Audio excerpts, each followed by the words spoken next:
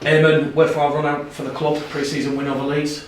Yeah, absolutely. I think more pleasing than the result is just we saw some of the things that we've been working on in training there that we've been working really hard on. So yeah, I'm really pleased. The group are happy. I think we're in a good spot now to start our competition next week. When you look at positives from a performance like that, what's the overriding positive for you? Probably just the patience that we had. We've spoken about that a lot. I think we were happy to go set for set with the team, and then not try to throw a knockout punch when an opportunity presented itself. We were really patient, and because of that, then we got some opportunities and we executed when we needed to. So I'll be honest, I've not seen that from this group yet, but it's something that we've been working really hard on, and I can't congratulate them enough for going out and executing that today. You mentioned about working hard in training. I don't think there was one play the ball penalty against the Bradford Bulls this afternoon. Is that one of those areas where you'll have a green tick against it? Yeah, definitely. Yeah, I think that it's just good for the game. The game seems to flow into it, which is always a positive. So yeah, I'm glad we didn't get any of them. How important was Mitch Souter out there? Obviously, he's got the radio man of the match. I think he's got the sponsors man of the match, and no secret that his running and control and speed of the ruck was really instrumental out there for Bradford. Yeah, it was. I think he was ready for this game today. I think he was really disappointed not to play in the whole game. He's come over from Australia. He wants to be involved in every game. Speaking to him in the week, he came to see me just with some objectives that he wanted to try and achieve, and I think he did that really well today. There was an element of calmness about him, but when he needed to run, he did, and he did it well. I was more impressed with his energy in defence. I thought he was fantastic in that, and you could see others fed off it. And in terms of the forwards, I think Ruby Dolro, Kamoneb and Skur, again, you did see that massive impact. Yeah, I wouldn't like to tackle them. They go really well, don't they? They bring great energy to the team. They know the job, and they want to keep getting better as well. The two great young men to work with. And how important was that spell after half time where you went back to back, clearly expecting a backlash from Leeds after Rowan Smith obviously has had 10 minutes with his players? Yeah, well, we actually addressed it at half time and said get ready. Leeds are particularly good at half time, so they'll come out and try and attack you. So that was one area that we spoke about, and again I thought the team did really well. So those are the little areas that I'm more impressed with, more so than the score. And ultimately our defence, I thought was really good. We conceded there off not scrapping a kick, and then they did execute a play and ripped us apart on one. So that's one to look at. When you talk about that patience, is that not trying to force the players and trying to score on every play? Yeah, a little bit, and just being disciplined within that as well. That's a huge area we've been working on. I don't think we're ill-disciplined, but we've probably not responded well off the back of some penalties. So again, I think we did that. We gave the penalty away in our first set, but then defended really well and got the ball back, and then was able to force a penalty ourselves with our vigour and how we carried the ball. So those are the little bits that we're looking at going right. Great area of improvement, and we want to keep getting better at that as well. As the game went on, I think there was 4 bomb tries. Kieran Gill over the line, forward pass call on Ben Blackmore obviously.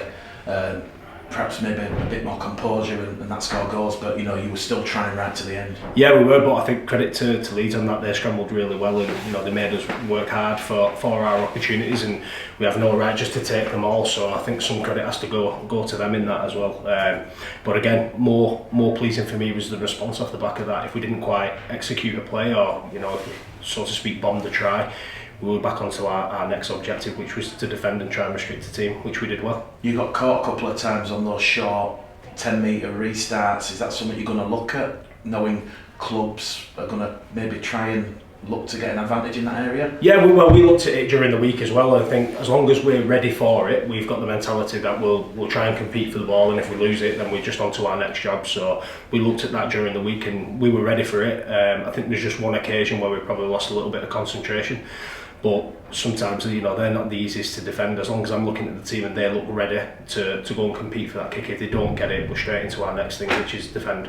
Elliot Paposha, great week for him. Signs a 1-year deal, turns his trial into a permanent contract, and he scores a try at the end. Yeah, he's done really well, Elliot. He's great for us. And you know what, we're playing him in a position that he's not really played much. We put him in the back row there, and he just says, I'll play anywhere, I just want to give me all. So he's good, he's got a long way to go. I think he's going to be a great player for this club. With Brad England departing, Eamon, is that in the back of your mind? If you can get him in that back row position, it's an area you know, where it kind of strengthens the club in that position? Yeah, well, it will do. Obviously, it'll strengthen us if we feel like Elliot can play in that position, but we're actively looking for people anyway, particularly in that position and in others as well. We're looking to strengthen throughout, which we've spoken about a lot, so it's not a case of now, because Brad unfortunately has left us, or Elliot that short spot.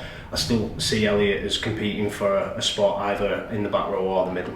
Billy Jowett came on and seemed to leave quite early. Is everything okay with Billy? Yeah, I just spoke to him. He went into contact and jarred his back, so more precautionary that we brought him up, but it looks like it was the right call. He's struggling a little bit there, but we'll get him assessed tomorrow and see where he's at. And just on Aidan McGowan's performance, I thought it was very, very safe as houses, if the phrase is, under that aerial pressure from Sinfield and Johnson. Yeah, he was. He puts himself in great positions. He's really clear. He's calm, but he's directing what he wants, and he puts people in position. I thought our goal line D looked really, really good with him. He was putting people in position, and that was some of the feedback from some of the players. It was just like, we all knew what our job was, and we were able to do it. So really happy with Aidan. He's been with us. Now it looks like he's been with us a long time, but he's spent some time back at Huddersfield as well, but he's certainly benefited from that, so I was really happy for him today. Moving forward with Aidan, is he now going to firmly train with Bradford, or will it be a mixture of Huddersfield and Bradford? No, he'll be with us, but I think, due to respect, if Huddersfield need him, he is their player, so we've got a good enough relationship with them where we'll do it. Their aim is for Aidan to play week in, week out in this competition, so we'll assess that as it moves forward. Anyone else picked up anything, or is there just Billy Jowett with a bit of a back problem? No, there was Jaden Myers.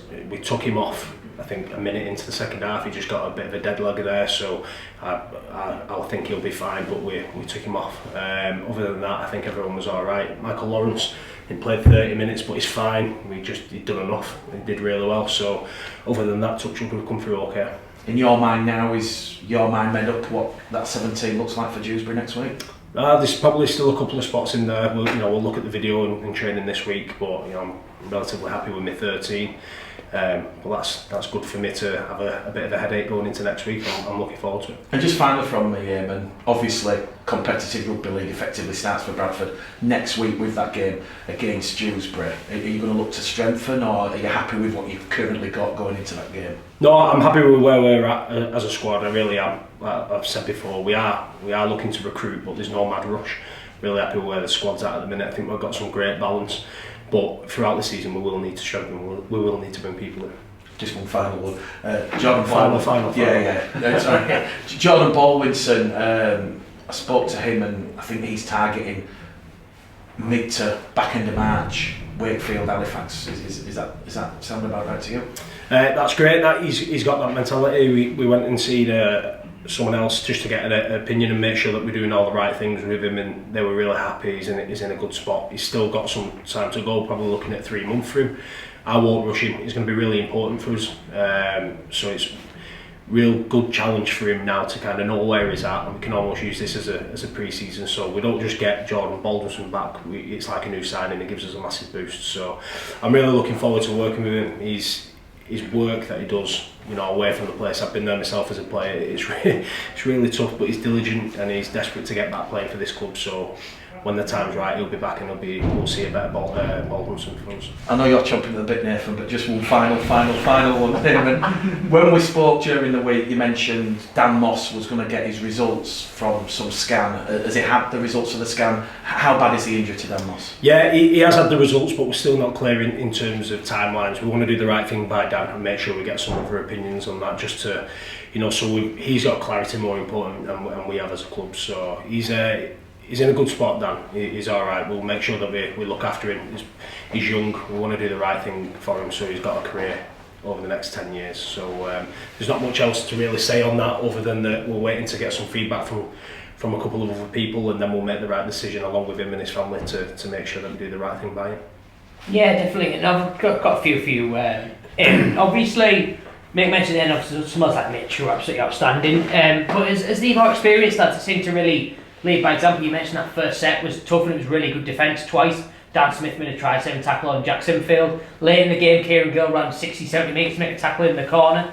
Those older lads that you've got in the team, they really seem to lead by example. Is it very much that they sort of not about inspire the young lads, but it really goes from top to bottom. They're enthusiastic, the young lads, but even the old lads will put in 100%. Like Gilly, that try probably wouldn't make much of a difference, but he still ran the whole pitch to make that tackle, and that shows that he runs throughout the team, that ethos, I suppose. Yeah, absolutely, and it's credit to them. We spoke over the pre-season and addressed it again this week, just in terms of what we want to achieve this year, and if we want to achieve those things, we're going to have to do the little things like that. So when it doesn't really matter, like you said, well, it does to us. We want to make sure that we're competing and stopping tries like that. So that was an area all the coaching team were really pleased about. We looked like we were desperate to stop tries, and like you said, it might not necessarily have made a difference to the result, but it would have mattered to our performance, and the performance is more important at the minute. And you say you look desperate to stop tries, you can see it with the scores you conceded. Hull obviously was an important game, but obviously that was to see how the young lads fared. In terms of the three with first team squads, 16 against FAC, 16 against Fev, 8 points today against Leeds. That must be really pleasing. It for three good sides, and see less 20 points in all of them, and probably good value for only conceding that little points as well. Yeah, and the pleasing thing for me is that the team want to go after that area. They want to be good defensively, and we've had some challenges in pre-season, but we're in a good spot at the minute. But we want to make sure that we get better in those areas, as most teams will in this competition. That everyone wants to be better defensively, so we'll keep working on that. But I can't congratulate the team enough. Their effort today, I thought, was outstanding.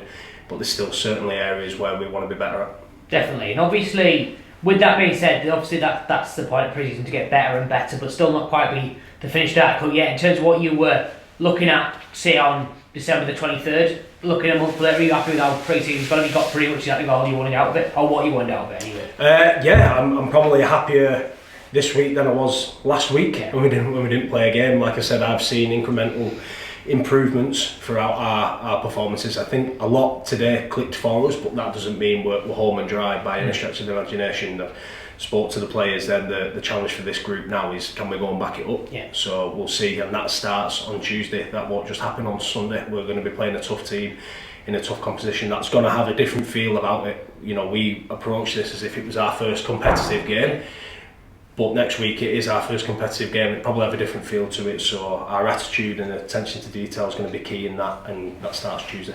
Definitely, yeah. And back to the game today, Mick briefly touched on it, but in terms of going back to back, he saw it happened twice. It happened with Ariba in towards the end of the first half, then Jaden and Mitch at the start of the second. That the team seemed quite inspired off the back of one try, and immediately after the second, and did that twice, and that must be really good, because all of a sudden you can literally put on 12 points in sort of 2 minutes, and that must be a big boost for you guys. That happened twice, and it felt like everyone got behind the team and they pushed on, and the whole team pushed on for that drive immediately after the one they just got.